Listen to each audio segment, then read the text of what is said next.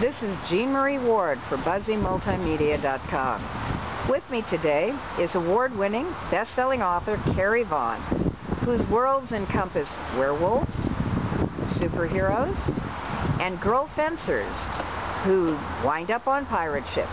Welcome, Carrie. Oh, thank you. And congratulations on winning the WISPA Small Press Award for Amaryllis, your Hugo-nominated short story. Yeah. Are you really? You're not excited about that at all, are you? No, I'm super excited. I don't know how to... Yeah, I worry that it's like I'm out there giving the speech going, I hope people realize that I really, really enjoy this. This is great. I mean, that story got so much attention. It's got more attention than any other short piece that I've ever written. And it's just been so gratifying. and you know, the number of people who've come up to me to talk about that particular story, it's just... And did you know when you wrote it that it was going to explode, if you will? I knew it was a little different than anything else I had ever done. I didn't really know, you know, it's like everything, you know, I had hopes, but I do with a lot of things that I write that don't get that kind of attention. I had help. I have to give kudos to John Joseph Adams, who actually asked me if I had a science fiction story to send him, which gave me the excuse I needed to write it, and also Paolo Bacigalupi, who graciously, very graciously critiqued the first draft for me. And, you know, because I kind of had so much encouragement and was able to really put some things in the story at a level I'd never really done before. So I knew it was special when I wrote it, but I think that about a lot of things, and it doesn't, you don't know. I mean, you're a writer, you know that you don't know until it's out in the world how people are going to respond to it. So it's just been a crazy ride. The question that struck me when I started reading Kitty and the Midnight Hour many, many years ago, where did you come up with the idea of a werewolf named Kitty? Well, interestingly enough, if I go back to the very, very first draft of the first story, I don't think her name was Kitty. It was something else, but it was one of those things that the idea was in my brain and I kept turning it around, and once I thought about calling her Kitty, I couldn't possibly call her anything else, and it was just one of those, you know, already the talk radio advice show idea was crazy to begin with, and it's like, well, if you're going to go crazy, go all the way. You know, you don't do something like this by half measures. So of course I had to call her Kitty. That's the only name that makes any sense. I love the way that you took the standard view of a werewolf as the ultimate victim and turned it completely on its head with Kitty. Was that part of your original conception for the book? Maybe not necessarily in terms of the werewolf. You know, metaphor or symbol in itself. I wanted to tell the story of somebody learning to stand up for herself and learning to be powerful. You know, I didn't want someone who was super powerful right out of the gate. And I wrote about werewolves because I felt like they'd kind of gotten short shrift over the last 100 years in storytelling, that it's always, you know, the beast within takes over, can't control yourself, you do horrible things and then you die. And I thought, let's just get past that, let's just assume that werewolves are okay and can handle it, and then what stories can we tell then? And then taking the pack structure, which is another kind of different thing I wanted to bring to the werewolf story. And if you've got someone who's at the top of the pack, you've got someone who's at the bottom, and it was all, it progressed naturally in the course of telling the story and developing the story. It wasn't something I necessarily consciously set out to do.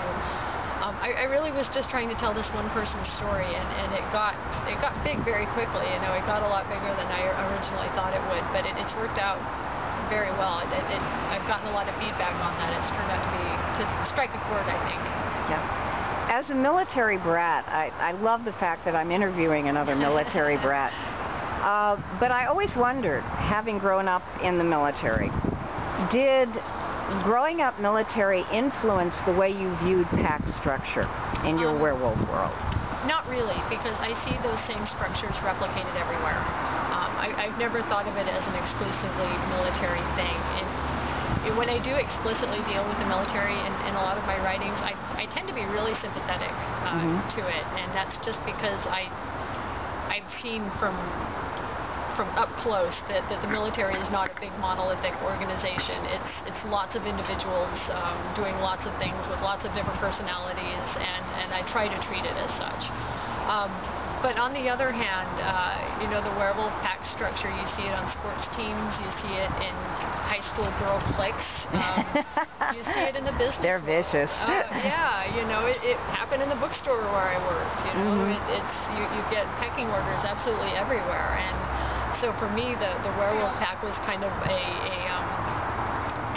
amplification of that. I think it was just a way to kind of make it really explicit and then deal with it in a really explicit way, rather than kind of hemming and hawing around it. I think, especially here in America, we like to think we're all egalitarian, so we tend to kind of smooth out some of those pecking orders as much as we can. But they're there, and we're all dealing with them all the time. Absolutely. But what fascinates me is you aren't just staying in that urban fantasy universe. You've expanded out to both YA in terms of Steel and several others, Voices of Dragons, I believe. And more importantly, you've gotten into superheroes. Oh, you bet. Yeah. How did After the Golden Age come about? Well, I've always loved superheroes. I grew up with the Linda Carter Wonder Woman, Bionic Woman, and the Super Friends cartoon, and the Incredible Hulk, on and on and on. It was kind of this golden age for superheroes on television, and it was a great way to grow up. I also grew up reading the George R. R. Martin Wild Cards series, and that was kind of my introduction to it in prose. And I've been reading those since high school, and then a few years ago I got the opportunity to write for them. And that was just cool. That's kind of a dream come true for me. So I wrote for Wild Cards for a while, and then I had a story I wanted to tell. It was, I kind of started with a cliche, which is the daughter of the superheroes who doesn't have superpowers of her own.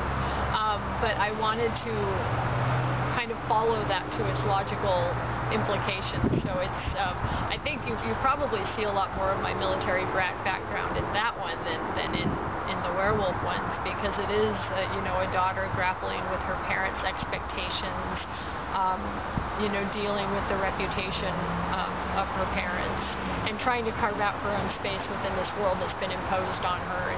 And just, it's a family drama that just happens to have superheroes in it, is what it really is. And dealing with the fact that you're not sure if mommy or daddy are coming home. Yeah, that is. Because that's a big thing that I think is universal for military children. Yeah, and something I've realized from about 82 to 85, my father was stationed at Grand Forks Air Force Base, and his job was piloting B-52s, and he was part of the nuclear mission. He was in SAC. And this was the same time that movies like Red Dawn and War Games and Day After, all the post-apocalyptic craziness was going on. And I was about 10, 11 years old, and at the time it was normal, and this is what is kind of bizarre to me now. It was completely normal. That was just the way things were. It was life. It was kind of cool. On Family Day I got to go play in a B-52, which how many kids get to say that? And that was really awesome. And it's only, in my 20s and 30s when I've talked to other people about their childhoods that I've kind of looked back and gone, wow, that was really messed up. Off the curve entirely, yeah. The Cold War meant that when Reagan pushed the button, my dad had to go fly to Russia and drop bombs. Yeah. And that stayed with me, in ways I hadn't really expected. Do you have sequels planned for that? I actually do. I have a sequel I'd like to write for that one. Not a series. It's really interesting. I've written almost 11 kiddie books now, plus the short story collection, plus other short stories. But I don't really think in terms of series. As a reader, I really like standalone fantasy. I like these concise stories that have an ending, so I try to write in those terms. But I do have a sequel I would like to write for Golden Age. Cool. And you mentioned Kitty again, and I did want to ask. I noticed you've just sold 4 more books in the series. Yep. Do you have an end point in mind for the series, and about how many books can we look forward to? I get asked this a lot. I do know what the last book looks like. I know what happens in the last story. I don't know quite when it's going to happen yet. The pattern so far has been that every book I've written has had ideas that haven't fit in that book. So I put them off to the next book. And then I write that book, and that has ideas that I have to put off to the next book. as long as that keeps happening, I'll keep writing them. You know, it's happened for 11 books now. You know, as far as the new contract with the 4 new books, I'm in talks with my editor, and I'm getting some encouragement to. One of them might possibly be a spin-off book. Ah, okay. So they're not. I am thinking about branching out and expanding the series in that way. And well, it's just, over the next couple of years, I will make these decisions. You mentioned standalones, and I get the impression, though admittedly I confess I haven't read Steel or Voices of Dragons, that your YAs tend to be more standalone? Yes. I do have a sequel I want to write to Voices of Dragons. Steel, on the other hand, I see as being the standalone. I don't have any ideas for that. What I tell people is never say never. You know, if the idea lands on me one day, I'm not going to ignore it. But Voices of Dragons is the one that I'd actually like to continue. Oh, cool. Okay.